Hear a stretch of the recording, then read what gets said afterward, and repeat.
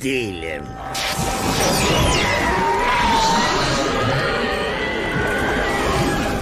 Bana sonra anlatırsınız.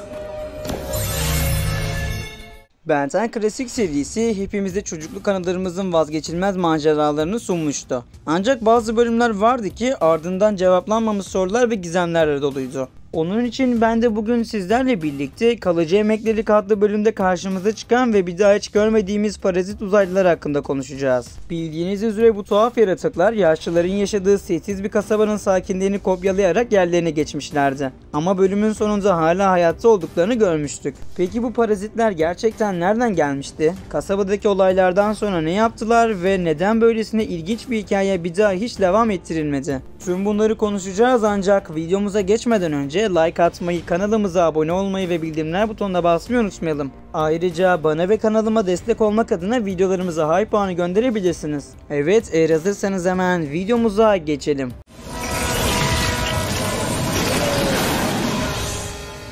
Her neysen korkunç bir hata yaptın. Biz sülükler sıcağı çok severiz.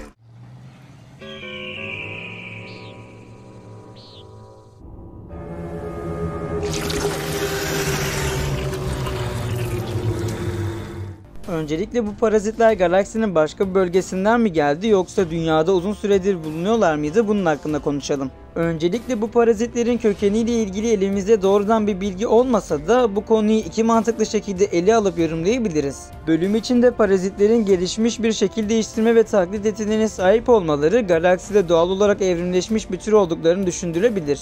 Baktığımız zaman dünyaya bir meteor veya başka bir uzay aracıyla gelmiş olma ihtimalleri de yüksek. Belki de ilk hedefleri dünya değildi ancak uygun bir yaşam alanı bulduklarında buraya yerleşmiş olmaları olasıydı. Çünkü bölüm içinde özellikle kasabadaki sakinlerin yaşlı ve dikkat çekmeyen beyaz sürmeleri parazitlerin burada saklanmak için bilinçli bir seçim yapmış olabileceğini gösteriyordu. Elbette bu durum çok yüksek bir ihtimal olsa da alternatif olarak da şunu düşünebiliriz. Bu parazitler dünyada uzun süredir gizleniyor olabilirler. Belki de prehistorik çağlardan beri varlar ve insanların taklit ederek varlıklarını sürdürüyorlardı. Kasabanın yer altındaki yapılarına bakılırsa burası onların doğal yuvası gibi görünüyordu. Ve insanlarla uzun süredir etkileşimde bulunmuş olduklarından düşük profilde kalarak fark edilmemiş olmaları yüksek bir ihtimaldi. Parazitlerin kasabadan sonra ne yaptığı da ayrı bir merak konusuydu. Acaba yayılmaya devam mı ettiler yoksa yok mu oldular? Açıkçası seri içinde bu konuda kesin bir bilgi verilmemişti. Ancak bölümün sonunda parazitlerin hala hayatta olduğunu göstermişlerdi. Bu kasabadan kaçmış olabileceklerini veya daha fazla insanı ele geçirmeye devam ettiklerini düşünebiliriz. Çünkü parazitlerin amacı sadece taklit etmek değildi. Aynı zamanda yayılmak ve kaynak tüketmek gibi görünüyordu. Eğer ekip kasabada olan biteni tam anlamıyla çözemediyse, ki bildiğiniz üzere çözemediler, bu tehdit fark edilmeden yeniden büyüyebilir.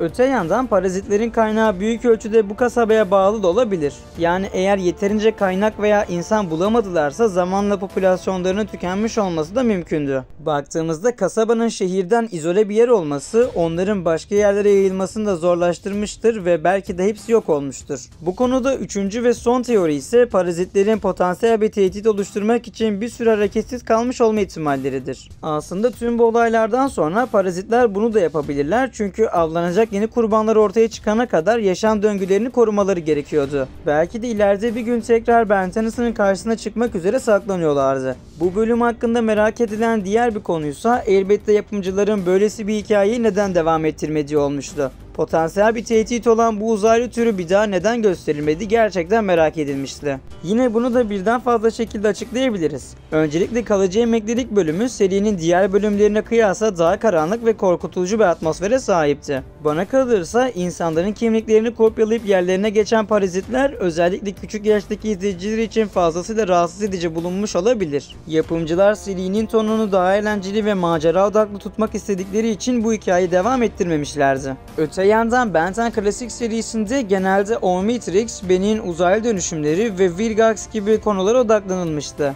Seride böylesi konuları ön planda tutmaya çalışırken parazitleri ana hikayeye dahil etmek istememiş olmaları mümkündü. Bu yüzden yapımcılar bu yan hikayeyi genişletmek yerine ana unsurlara odaklanmayı tercih etmişlerdi. Baktığımızda pek çok animasyon serisinde bazı hikayeler yalnızca belirli bir tema veya mesajı iletmek için tasarlanıyorlar. Kalıcı emeklilik bölümü Ben Tennyson ve ekibinin çözmesi gereken tek bölümlük bir gizem olarak düşünülmüştü. Yapımcılar bu hikayeyi genişletme gereği duymamışlardı. Baktığımızda parazitlerin hikayesi Ben 10 Alien Force veya Ultimate Alien gibi daha olgun temalara sahip devam serilerine gündeme gelebilirdi. Zaten Alien Force serisi de üstün ırkın dünya ve diğer gezegenleri istila etmeye çalışmasıyla başlamıştı. Yani demek istediğim iki konuda birbirine fazlasıyla benziyordu. Ancak az önce de söylemiş olduğum gibi yapımcılar bunu devam serilerinde kullanmak istemediler.